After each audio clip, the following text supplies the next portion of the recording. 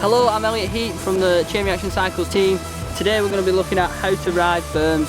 If you enjoy this video, make sure you check out the other how-to videos, like and subscribe so you're always up to date with the latest how-tos from me.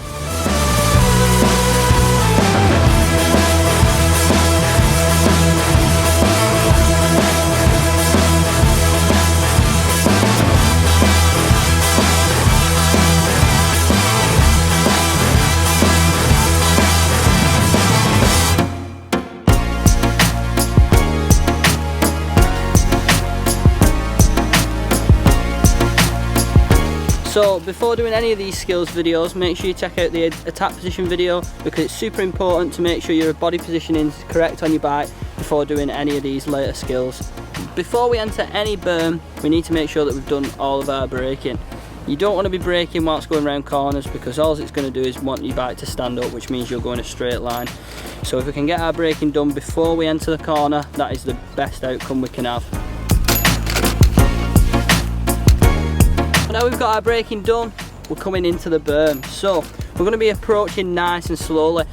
The idea is you don't want to be having to brake in the middle of the corner. All our braking's done there, so now hopefully if we're doing everything correctly, we should be able to roll around the rest of the berm without touching our brakes at all. So what we're going to do is we're going to enter nice and slow, and the idea is we're going to pick up speed all the way around the berm. So you're not just exiting with all your speed, you're going to be accelerating all the way around it. Here we are entering the berm. This one's a little bit mushy, but in any berm situation you want to be on the part where it's the steepest. So the idea is your bike's going to be upright on the ground. As soon as you go on your berm, that's where you need your bike to be. So always 90 degrees from the ground, alright? So we're going to be carrying our speed rolling all the way around the berm. We don't want to be going up and down like this, we just want a nice smooth dark corner, and that's how we're going to carry the most speed, and our bike and our tyres are going to have the most grip, and it's going to be nice and smooth all the way around. So now we're in the centre of the corner, we've entered, we're just currently holding our body position. So basically the idea is we're going to have our chin over our stem, we're going to have our hips over our bottom bracket. Basically all that's doing is providing the same amount of grip to the front and rear tyre. We don't want to start moving backwards because then our front wheel's going to start sliding, we're not going to have any turning power. And we don't want to move our body weight too far forward because then your back wheel's going to start sliding, you're going to start shrouping when we don't want to be doing that mid-berm. We need to be in the centre of our bike, and what we're looking to do is we're looking to lean our bike over. So we're going to lean our bike over but keep ourselves nice and upright. So I don't know if you've ever been skiing, but we're going to pivot our knees into the corner, and some people might like to drop their outside foot. So you can see from the video, that's personal preference, it's completely up to you, so whatever's most comfortable. Me personally, I prefer to drop my outside foot when I'm going around corners where I really need as much grip as I can get. So flat corners, loose gravelly turns, anything that's really slippy, that's when I tend to personally drop my outside foot. Other than that, big grippy berms, feet level, I don't need to waste my time putting my foot to the bottom and then switching. Now we're coming to the exit of the turn, we're looking to get our bike stood up again. So all we're going to do is basically we're just going to go from this position here, as you can see from the video, and we're just going to stand ourselves back up into our attack position again with our elbows out nice and wide. And in this particular we've got a nice 180 left into a sharp 90-degree right-hander. So we're going to have to change direction pretty quickly here.